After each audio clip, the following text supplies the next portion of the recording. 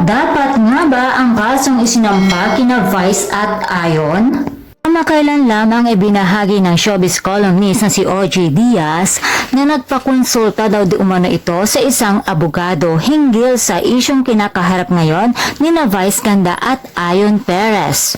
At nang sa ganoon ay mas maiintindihan pa nito at mas maliwanagan kung may nilabag nga bang batas ang dalawang host. Dapat nga ba ang kasong isinampa laban sa kanila para magkaroon tayo ng ideya, halina't alamin din natin. Kung matatandaan natin, nagsampa nga ng kasong kriminal ang kapisanan ng social media broadcaster ng Pilipinas laban kina Vice at Ayon dahil sa malaswang ipinakita di umano nila sa national TV sa segment na Isip Bata. Deserve nga ba nila ang kasong ito?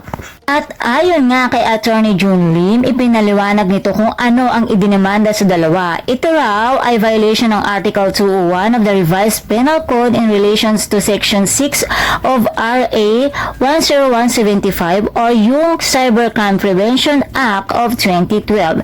Ito raw ay sumasangguni sa immoral doctrines, absence, publications and executions and indecent shows at ayon sa demanda ay pinalala pa dahil gumamit ng internet sa pagpapakalat na panoorin ito. Sa madaling salita, ang ikinaso daw kina Vice at Ayon ay pagpapakita ng malaswang panoorin gamit ang teknolohiya.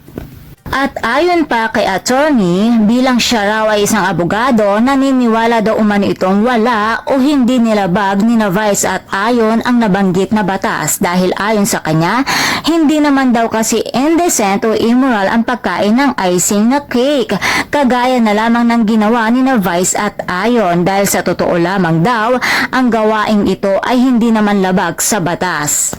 At ayon pa kay attorney, bilang siya raw ay isang abogado, naniniwala daw umano itong wala o hindi nilabag ni na Vice at Ayon ang nabanggit na batas dahil ayon sa kanya, hindi naman daw kasi indecent o immoral ang pagkain ng icing na cake, kagaya na lamang ng ginawa ni na Vice at Ayon dahil sa totoo lamang daw, ang gawaing ito ay hindi naman labag sa batas. At ito ay hindi gawaing kriminal. Sa tingin daw ni attorney ay marahil sa iba ito raw ay malaswa pero hindi ibig sabihin ito ay isang krimen.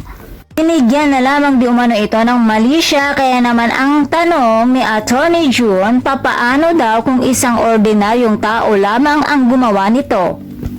At hindi sikat. Papaano nga ba kung hindi sina Vice at Ayon ang nasa sitwasyon? Papaano kung ang nagsubo ng icing cake ay isang politiko?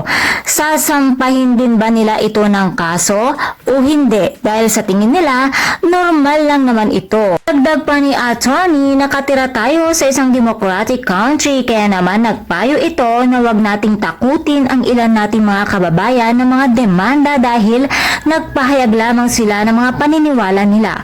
Huwag natin silang gantihan sa mga paraan na nagdudulot ng takot din sa taong bayan dahil maling-mali ito. Kaya naman, para sa kanya, mukhang madidismiss lamang daw ang kasong isinampa laban kina Vice at Ayon dahil wala naman daw itong sapat na basehan. At maging ang technical consultant ng Film Development Council of the Philippines na si Director Javier Reyes nagbigay din ng opinyon patungkol dito at ayon nga kay Direk, para sa kanya overreaction daw ito dahil kung ikukumpara ang ginawa ni na Vice at Ayon ay mas madami pa naman daw na malalaswa na napanood sa telebisyon subalit hindi naman ito nasisita. Napalaki lamang daw ito dahil sa mga opinyon na nanggaling sa social media at wala din daw siyang nakikita na nilabag na batas na magjowa. Nalulungkot daw umano ito para kina Vice at Ayon dahil madaming nakisawsaw dahilan ng paglaki ng issue. Actually, sa totoo lang ay sumasang-ayon din po ako kina attorney at kay Direk. Dahil hindi naman talaga isang krimen ang kumain lamang ng icing cake. At excited na ako sa mga upcoming movies ni Meme Vice.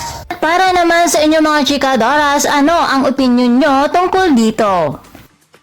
Please don't forget to watch, like, share, and subscribe my channel and click the notification button para ma-notify ka kung meron akong bagong video. Thank you for watching!